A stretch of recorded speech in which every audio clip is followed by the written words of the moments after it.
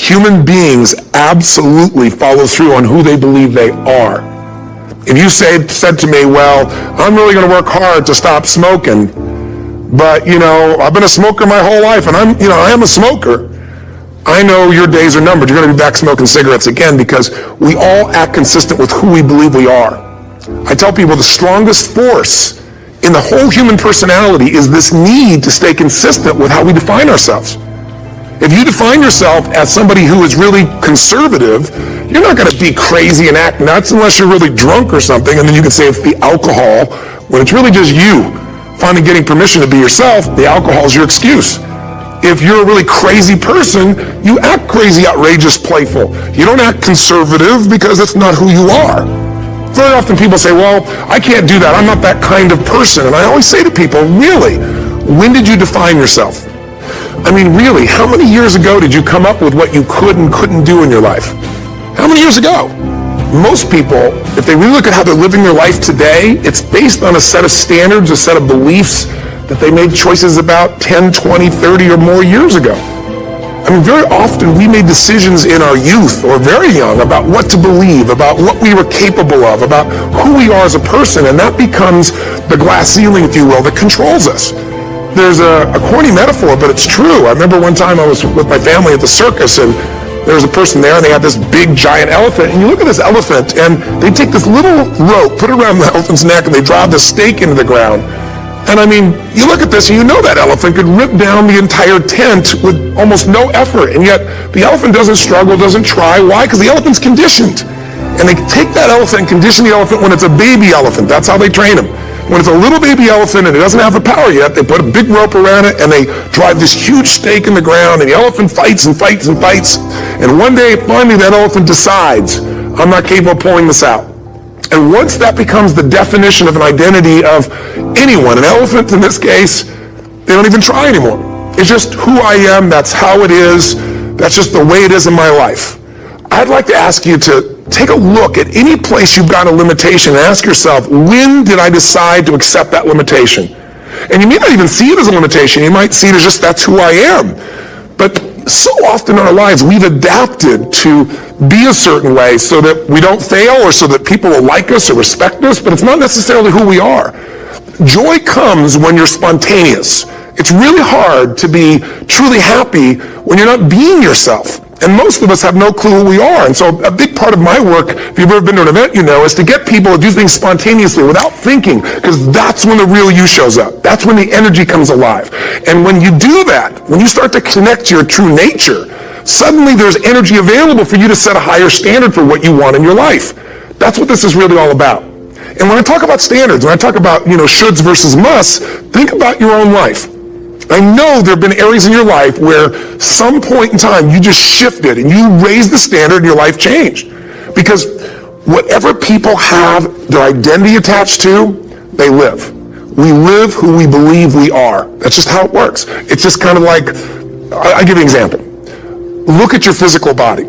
Your physical body today is an absolute reflection of only one thing. Not your goals, not your desires, but your standards. The identity you have for yourself. If your standard is you're an athlete, then there's a certain amount of strength, a muscle tone, and energy that's available in your body on a regular basis because that's who you are. And so you do whatever's necessary to maintain that identity. Again, the strongest force in the human personality is this need to stay consistent with how we define ourselves. Because if you don't know who you are, you wouldn't know how to act. Once you lock in on that identity, your brain finds a way to keep you there. If you say, man, I'm overweight, I've always been overweight, I'm big boned, and that's the story you got, then you're going to always find a way to get back there. That's your settling point. That's your identity. That's where things lock in. If you see somebody who's in really great shape, you ask them, do you work out? You know the answer. Yes. How often? And they'll tell you 3 times, 4 times, 5 times a week, whatever. In a seminar, I'll ask people, who here works out at least 5 days a week? And I'm stand up. And you look around that room, and you know that they work out 5 times a week because you can see their body. You don't just get a result without some kind of action, without some form of ritual. Ritual meaning actions you do consistently. Now, do you think those people that are out there working out 5 days a week, do they have more time than you do? Or I have, or anybody else? Of course not. Is their life less busy? Of course not. It's just a must for them. They must work out that way, and they've made that turn, their life's changed. So I'm not saying you have to work out 5 days a week. I'm just saying whatever you really want, wants don't get met consistently. Standards do. Whatever you identify, this is who I am. And so it's not so much about changing your identity as there's expanding it. Deciding that, instead of your goals to lose 10 pounds, which is not compelling, what if your vision was to get back to my fighting weight? This year, this month, this next 90 days, I'm going to transform my body. I'm going to take on a new challenge. I'm going to find some technique or strategy, there's a million of them, that can reframe myself where I want to feel younger, stronger, more vibrant than ever before. Here's my reasons. Because I want the energy to really make my life work. Because it's tough out there, and I want to be stronger than I've ever been before. I want to go in front of the mirror, and if I'm naked, not, want to laugh. I want to look there and take a good look and go, yeah, I'm proud of whatever I see there. Whatever it takes, something's going to make you laugh, smile, something's going to tease yourself, but something's going to move you to another level. If you identify yourself in a new way and you own that every day, and that becomes the standard of how you live, you'll find the way to make that standard real. Money's the same way. Think about it. It doesn't matter what's happening, quote unquote, in the marketplace. People that make money find a way to make money no matter what, don't they? Most people's standard is to pay their bills. So that's what most people find a way to do, even when economic times get tough. Most people, if that's their absolute standard, they find a way. Some people's standard is pay their bills most of the time. And so most of the time they do. Some people's standard is not just to pay their bills, but to take care of their family and maybe even some of their friends. And they find a way. In fact, some people may be in a family where they don't have enough money. They barely have money to pay their bills. They work their guts out. And then somebody, their mother, their father, somebody else, their sister gets ill, and there's not enough money to take care of it. Nobody else has money in the family. They don't either, but they find a way to get that money to take care of their mother or father, don't they? And pay their bills. They never could do it before. Why? The situation made them raise their own standard. And not everybody does that. Somebody else in the family might have money and still not take care of their mother. It all comes down to the inner game, my friends. Changing your life is a change in the inner game. The outside world you can't control, but you have absolute control over this one if you learn the dynamics of what shapes you. And identity is one of those simple, clear, fundamental basics that if you start to shift it, everything else will shift in your life as well. Some people, by the way, have to have more than enough money to do what they want, when they want, where they want, with whomever they want, contribute the way they want. If that's their must, they find a way. I know that sounds overly simplistic, but it's true. Somebody once said you can take all the money in the world out of the hands of everybody, out of all the wealthy people in the world who are really successful, give it to other people. It wouldn't take too long, those people would have it back in their hands. It's not because they're manipulative, it's because they have a standard. Some are manipulative, don't get me wrong, but they got a standard of what they're going to find a way to make happen. I'm just simply saying to you, take those 3 magic words and live them. Raise your standard. And if you really want to do it, then I'll tell you the most important secret. Have you ever done this? Have you ever told yourself you're raising your standard? Okay, I'm going to go make this happen. I'm going to go make this much money. I'm going to transform my kids. I'm going to create the ultimate relationship in my life. I'm going to transform my body, whatever it is. And then you don't have strong enough reasons and you don't use it. You don't follow through. It's because you didn't back up your standards with what makes those standards real, and that's rituals. Rituals are where the power is. Whenever we do our Robbins results coaching, we say Robbins equals results, the way we get results with people, it's the same way if you listen to my Ultimate Edge program, or back in the old days, Personal Power, or if you went to one of my seminars. You know what I do is I take these huge challenges you got and we break them down into little bite-sized steps. Little things you do each day that after you do them, you get so much momentum that it's easy to succeed. You're not overwhelmed. You have these victory day after day after day on little things. If you went to Ultimate Edge, I'm sure you learned about the hour of power, or the 15 minutes to be able to be fulfilled, or 30 minutes to thrive, where you literally just condition your body and emotion with a couple little rituals. So it doesn't matter what's going on in your world. You feel that strength, and it's not fake. It's not some pump up. It's coming from inside you, and it works. Rituals define us. See, all the results in your life are coming from your rituals.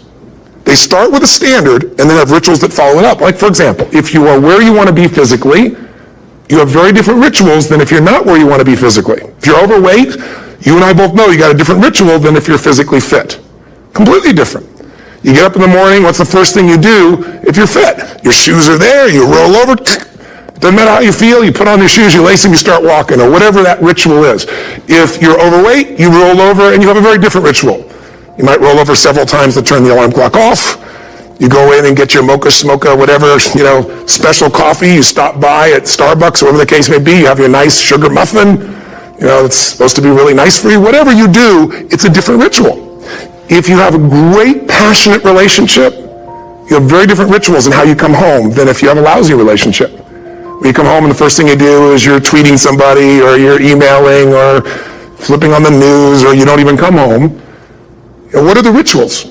Whenever I study people that are successful, what I look for is what's the standard they hold themselves to, and then what are all those little rituals that add up? Because think about it. Success and failure are not giant events. They don't just show up. You don't just suddenly become successful or suddenly have this cataclysmic event that makes you fail. It may look that way, but failure comes from all the little things. It's failure to make the call. It's failure to check the books. It's failure to say, I'm sorry. It's failure to push yourself to do things physically that you don't want to do. And all those little failures, day after day, come together until one day some cataclysmic event happens and you blame that. That event happened because you missed all the little stuff. Do you agree with me? And success, by the way, is not some overnight event. It's all these little things. Success is having a vision. Success is making it compelling. Success is really seeing it and feeling it every day with strong enough reasons. Success is feeling the sense that I'm here to grow and I'm here to give something to the world more than just myself. Success is caring about other people. Success is calling and saying, I love you in the middle of the day for no damn reason. Or sending a note. That'll change your relationship. Have a ritual of something funny, playful, or a surprise you do. How many relationships are dead today because they have no surprise rituals anymore? You need to have some rituals, some cool things you do that nobody else does that gives you a better life than anybody else has. All the little stuff. That's where success comes from. In business, it comes from delivering more than anybody can imagine. All those little things add up. People go, wow, that's who I want to do business with. It's true in any area of your life. So if you look at somebody who's really successful and you think, wow, I mean, they're so amazing, they're such a genius, you got to dig underneath and you got to remember something. People are rewarded in public for what they've practiced for years in private. Myself and my business people say, how do you get up and speak and you have no notes and you go for 3 days and nights and the room is like, everybody's wired and it's incredible. It's like a rock concert. How do you do that? How do you have that confidence? Oh, and it's not confidence, it's experience now. But I did so much behind the scenes and I still do to make things right. I mean, how many people would know that since the time I was 17 years old, before I walk out on stage, still do to this day, wouldn't need to do it, but I still do it, I never walk out there without being in an absolute peak state of mind. There are days my back is hurting, my throat is hurting, or I may have had a challenge, or my father passed away, and I've still got to deliver for these people because my standard is give my all every time. Every event has to be better. Talk to anybody who's been to our events for 5, 10 years, some of our trainers, and I'll say, I don't know how he does it. He always finds a way to make it better. That's not an ego thing. That's a standard in me. I have to find the way. And my ritual, though, is I prepare, I think, I gather new information, I figure out how to put something across better. What do people need? I spend time with our customers. I see what's going on. And before I get on stage each time, I have this little ritual to put myself in a state of mind. And I did it starting like 17 years old. I started doing it. I now command my subconscious mind. And I say this out loud several times, this little phrase, set of phrases, as an incantation to kind of condition my mind and body. And I'd say, I now command my subconscious mind to direct me in helping as many people as possible today by giving me the strength and the emotion and the humor and the brevity, whatever it takes to show this person and help this person change their life now. And I started out with a person when I worked with people one-on-one, and I would do that for 45 minutes driving in my Volkswagen to go serve and coach somebody for the first time. Now I don't say that person, I say these people, and I can go out in a room of 10,000 people and deliver for 50 hours, and I do it every time I come back on stage. It's a ritual to go into peak state. Peak states don't just show up, they don't interrupt you. Great ideas don't interrupt you, you got to pursue them. I talked to Michael Jordan, I'll never forget, at the peak of his career, and got to watch his final game, saw him backstage and spent some time with him, and it was a pretty exciting time. He was the greatest basketball player I think that ever lived and has ever lived. And I asked him, I said, what sets you apart, Michael? What is it? And is it God-given talent, ability, skill? What is it? And he said, Tony, he said, I can shoot you straight. It's not, me trying to act humble. He goes, I have a lot of talent, a lot of God-given talent, a lot of skill. I've worked really hard. But he said, really? It's my standards. He said, every day I demand more from myself than anybody else could humanly expect. I'm not competing with somebody else. I'm competing with what I'm capable of. Magic formula. Because most of us lower our standards. Why? Because who you spend time with, my friends, is who you become. One of the biggest reasons I started going to seminars when I was like 17 is I had nobody around me as a great role model. I could read about somebody, but being around people, being in that environment was very different. Finding a way to go to work with someone who lived that standard of life was very different. You get around people with low standards and you compete with it. You don't need to compete with it. It's like, okay. I mean, remember Jerry Springer? I don't know if he's still in the air, but I remember he used to get people on the show, and I thought, where would he find these people? And why would people watch? I'll tell you why they watch. They watch these people and go, my life's still pretty darn good compared to that person. Look at them. You don't have to change your life. All you have to do is find somebody with a lower standard, and you'll feel good about yourself. But if you feel that good feeling, it's an illusion. The only thing that's going to make you happy, my friend, in this year or any other, is to step up. It's to raise the standard. It's to discover what you're capable of and feel that incredible power of pushing through whatever's holding you back and get to the other side of more of your true self. That's what this game's all about. And look at the best of the world in anything. Tiger...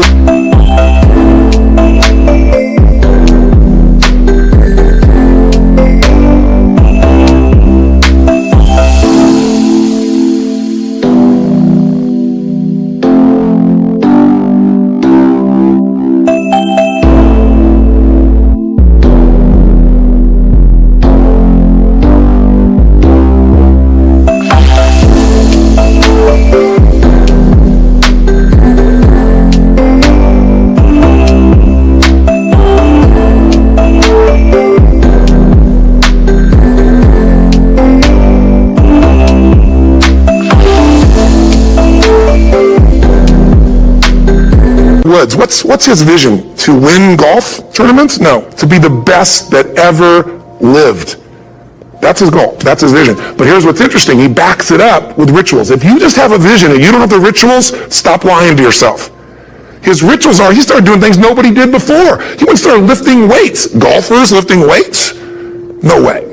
He went out and he changed his swing when he was the best in the world, because he realized in order to be the best that ever lived, he was going to have to change his swing. If you know anything about golf, you don't change your swing when you're the best. And he went and retrained himself because he has different rituals than other golfers. Now many people are modeling his rituals to get better. It's amazing. You know, you look at somebody like Michael Phelps, the 2008 swimmer, won 7, only 2 people, I think, in history, if I remember correctly, that have gotten 7 gold medals in one session. And here's a guy, he's got number 6 under his belt, and he's exhausted, and he's going in for that final swim. I'm sure you remember. And how does the guy win? By 1/100th of a second. Do you think that was some massive skill that got him over the top? Or was it a standard that says, this is who I am. I am the champion. And no one is taking this from me. And somehow in those final milliseconds, 100th of a second, he pushed himself just beyond his competitor. But you know about Michael Phelps? What allowed him to be able to push beyond that moment is his rituals. Go study the guy.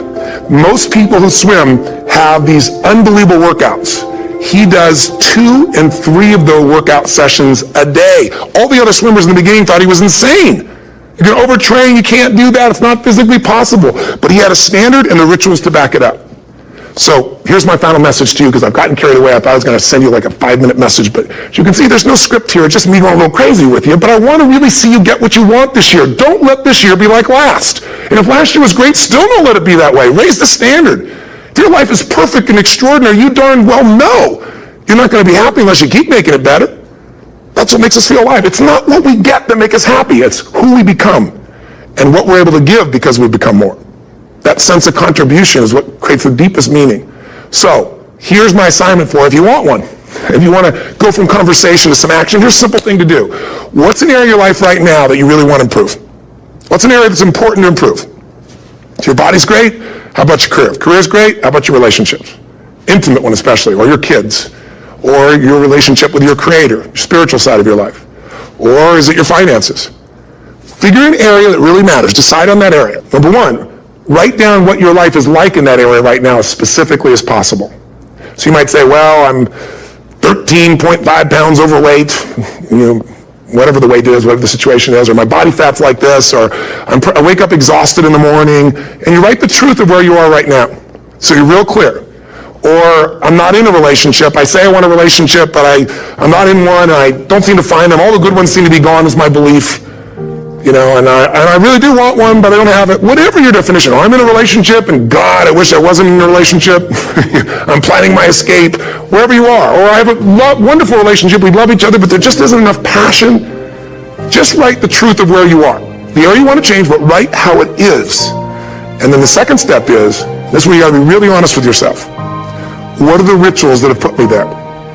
Because whatever results you're getting, even if you don't like the results, there's some rituals that are keeping you in that place.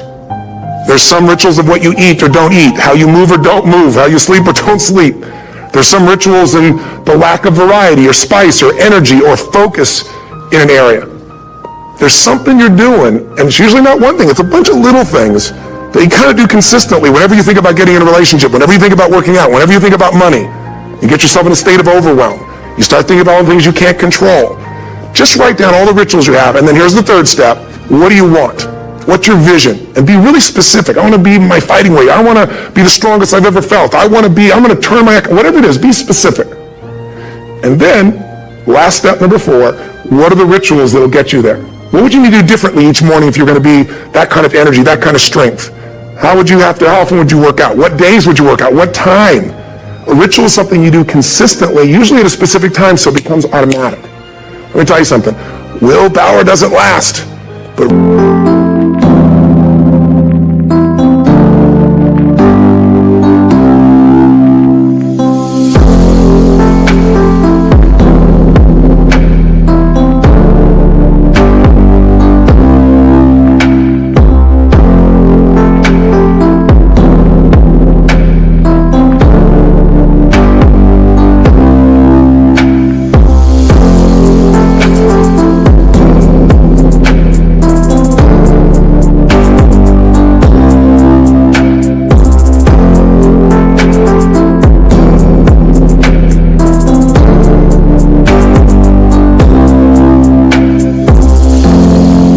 rituals can last a lifetime.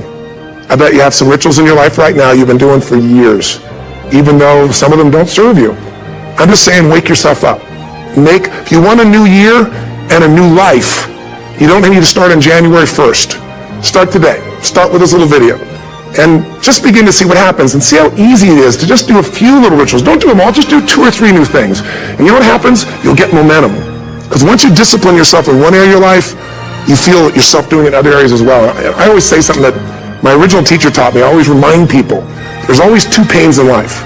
There's the pain of discipline, or there's the pain of regret. And discipline weighs ounces, as my friend Jim Rohn taught me. Regret weighs tons. You don't have regret. So right now, what do you want to change? What's it really like? What are the rituals that got you there? That'll take a little homework. If you're not sure, ask the people around you. They'll tell you what your rituals are. What do I really want in depth? What are the rituals that will get me there? And then get yourself to start a few of those actions and lock them in place. If I can help you in any way, we're here as a company to support you. Come have an event with us. Come to Unleash the Power Within or Mastery University, or get a coach. You can get a free coaching session if you call our company and click on something on this. Will probably have something on it, or get a product. Or don't do anything with us, but do something with somebody, starting with you. If you make the changes in yourself, you're going to be proud this year, and no amount of money or accolades from other people can mirror the feeling of being proud of knowing you've taken back control of your life, or you've taken a great life to another level. Because once you do that, you have something you can give other people, whether it be your kids or your friends or your family, and ultimately that's what life's about.